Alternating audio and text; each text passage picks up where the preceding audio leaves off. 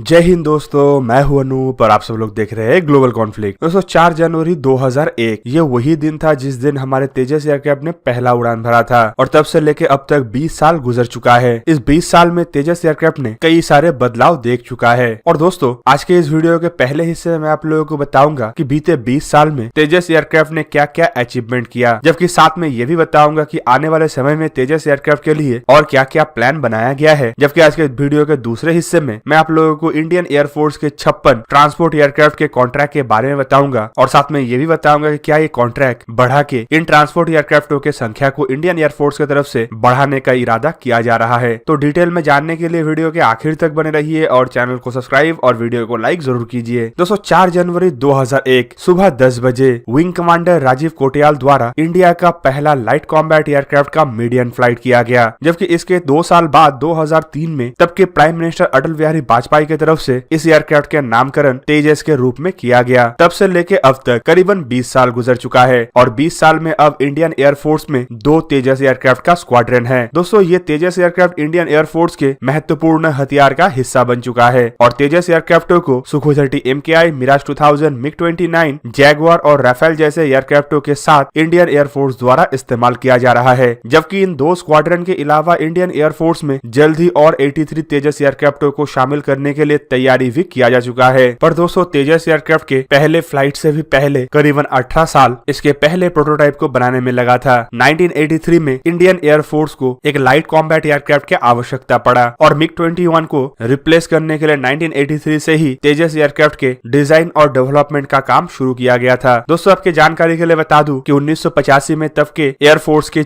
Air chief marshal Idris Hasan Latif के तरफ से तेजस प्रोग्राम को सपोर्ट किया गया और एक एयर स्टाफ रिक्वायरमेंट सबमिट किया गया था और तब से ही तेजस एयरक्राफ्ट के जर्नी शुरू हुआ। पर दोस्तों हाल ही में DRDO के चीफ डॉक्टर जी सतीश रेड्डी की तरफ से भी एक इंटरव्यू में बयान देते हुए कहा गया कि दुनिया के सिर्फ कुछ ही गिने चुने देशों के पास क्षमता है कि वो अपने खुद के एयरक्राफ्ट का निर्माण कर पाए और खाली निर्माण नहीं उसे ऑपरेशनलाइज भी कर पाए और भारत अब तेजस एयरक्राफ्ट के साथ साथ वैसे देशों में शामिल हो चुका है। और दोस्तों तेजस एयरक्राफ्ट की जर्नी इंडिया किसी और देश के साथ मिलकर नहीं कंप्लीट किया या तेजस एयरक्राफ्ट को हम किसी भी तरीके से ज्वाइंट वेंचर प्रोडक्ट नहीं कह सकते। ये टोटली इंडिजीनियस प्रोडक्ट है जिसमें कुछ ही इक्विपमेंटों को इंडिया द्वारा इंपोर्ट किया जाता है, जबकि इसका ज्यादातर इक्विपमेंट इंडिया ने खुद ही अपने दम पे डेवलप किया है। तेजस एयरक्राफ्ट एक single engine delta wing multi role light weight fighter aircraft है जिसे एरोनॉटिकल डेवलपमेंट एजेंसी और हिंदुस्तान एरोनॉटिक्स लिमिटेड के तरफ से डिजाइन किया गया है। 4th जनरेशन के ये aircraft air to air, air to ground और precision guided stand off weapon को कैरी कर सकता है। एयरक्राफ्ट के पास सुपरसोनिक रफ्तार में ट्रैवल करने का क्षमता है और ये करीबन 3500 किलोग्राम के वॉरहेड के साथ करीबन 15 किलोमीटर के ऑल्टीट्यूड तक आसानी से उड़ान भर सकता है। जबकि इस एयरक्राफ्ट के 20 साल पूरे होने के मौके पे हिंदुस्तान एरोनॉटिक्स लिमिटेड के चेयरमैन डॉक्टर आर माधवन के तरफ से भी इंटरव्यू में कहा गया है कि हिंदुस्तान एरोनॉटिक्स लिमिटेड के पास अब इतना क्षमता है कि साल में 10 से 12 तेजस एयरक्राफ्टों को आसानी से निर्माण कर पाए। जबकि उनके तरफ से यह भी कहा गया है कि तेजस मार्क 1 एयरक्राफ्टों के प्रोडक्शन के लिए हिंदुस्तान एरोनॉटिक्स लिमिटेड एक 35 एकड़ के नया असेंबली फैसिलिटी का भी निर्माण कर रहा है जो संभावित 2021 से 2022 के फिस्कल ईयर के दरमियान ऑपरेशनल हो जाए। दोस्तों इस असेंबली के बदौलत इंडियन एयरफोर्स के 83 तेजस मार्क 1 के प्रोडक्शन को और तेज गति किया जा पाएगा और फिलहाल के प्रोडक्शन रेट की तुलना में इसे बढ़ा के 16 एयरक्राफ्ट पर ईयर भी किया जा पाएगा। दोस्तों ये जो 83 तेजस मार्क 1 ये एयरक्राफ्ट है इसका डील संभावित इस साल एरो इंडिया 2021 के एग्जीबिशन के दरमियान हो सकता है जो फरवरी महीने में बैंगलोर में ही आयोजन किया गया है। और ये तेजस मार्क 1 ये एयरक्राफ्ट बेसिक तेजस वर्जन से 4 मामलों में उन्नत बनाया गया है, जिनमें से सबसे प्रमुख है इसका मैन्यूवरेबिलिटी। जबकि इसके अलावा एयरक्राफ्ट में active electronic scan array radar भी लगाया गया है और साथ में नया आधुनिक इलेक्ट्रॉनिक वॉरफेयर सूट और beyond visual range air to air capability. दोस्तों BVR के लिए इस एयरक्राफ्ट में इजराइल के डर्बी मिसाइल के साथ इंडिया के अस्त्र मार्क 1 मिसाइल को प्रमुखता दिया गया है। जबकि साथ ही साथ तेजस एयरक्राफ्ट के मार्क 2 वर्जन के ऊपर भी DRDO और हिंदुस्तान एरोनॉटिक्स लिमिटेड की तरफ से काम किया जा रहा है। और दोस्तों ये मार्क 2 वर्जन एक मीडियम वेट फाइटर एयरक्राफ्ट होगा जो इंडियन एयरफोर्स के एग्जिस्टिंग मिराज 2000 और मिग 29 एयरक्राफ्टों को रिप्लेस करने के लिए इस्तेमाल किया जाएगा। दोस्तों मार्क 2 एयरक्राफ्ट को लेके ये भी खुलासा किया गया है कि इसका प्राइमरी डिजाइन फेज कंप्लीट हो चुका है और इसका डिटेल डिजाइन फेज के ऊपर काम चल रहा है। इन एयरक्राफ्टों के पहले प्रोटोटाइप को 2022 में दुनिया के सामने लाने का बात कहा जा रहा है और उसके बाद 5 से 6 साल के अंदर एयरक्राफ्टों को ऑपरेशनल कर दिया जाएगा। दोस्तों मार्क 2 एयरक्राफ्टों को वजन में भारी बनाया गया है और ये फिलहाल के तेजस के जहाँ पे maximum take off weight 13.5 ton है है उसके मुकाबले में मार्क 2 का मैक्सिमम टेकअप वेट करीबन 17.5 टन होगा। जबकि इसके साथ साथ तेजस प्रोग्राम को बीते 20 साल में एक नेवल एयरक्राफ्ट के प्रोग्राम के रूप में भी तब्दील किया गया है। तेजस एयरक्राफ्टों के द्वारा सितंबर 2019 में सक्सेसफुली सोर वेस्ट टेस्ट फैसिलिटी में अरेस्टिंग, लैंडिंग और शॉर्ट टेक ऑफ करते हुए पहला अचीवमेंट पूरा किया गया। जबकि पिछले साल जनवरी महीने में INS विक्रमादित्य के ऊपर लैंड करने के बाद इंडिया ने अपने नेवल वर्जन एयरक्राफ्ट बनाने का सबसे बड़ा माइलस्टोन को भी पूरा किया और साथ ही साथ एक नया तेजस एयरक्राफ्ट के बेस पे ही ट्विन इंजन डेकवेस फाइटर एयरक्राफ्ट के कॉन्सेप्ट को भी लॉन्च किया गया और इसे लेके भी अब DRDO, हिंदुस्तान एरोनॉटिक्स लिमिटेड और ADA के तरफ से काम करना शुरू कर दिया गया है। दोस्तों अब चलिए जानते हैं इंडियन एयरफोर्स के ट्रांसपोर्ट एयरक्राफ्ट की जरूरत को इस साल किस तरीके से पूरा किया जाएगा। दोस्तों कल के वीडियो में आप लोगों को बताया था कि इस साल जो 4 मेजर डील के ऊपर इंडिया हस्ताक्षर करने जा रहा है उनमें एयरफोर्स के 56 ट्रांसपोर्ट एयरक्राफ्ट के कॉन्ट्रैक्ट एक महत्वपूर्ण कॉन्ट्रैक्ट होगा। और मंगलवार के एक रिपोर्ट में खुलासा किया गया है कि इस साल के शुरुआती कुछ महीनों के अंदर ही इंडिया इस डील के ऊपर हस्ताक्षर कर लेगा। डील का लागत करीबन $2.5 बिलियन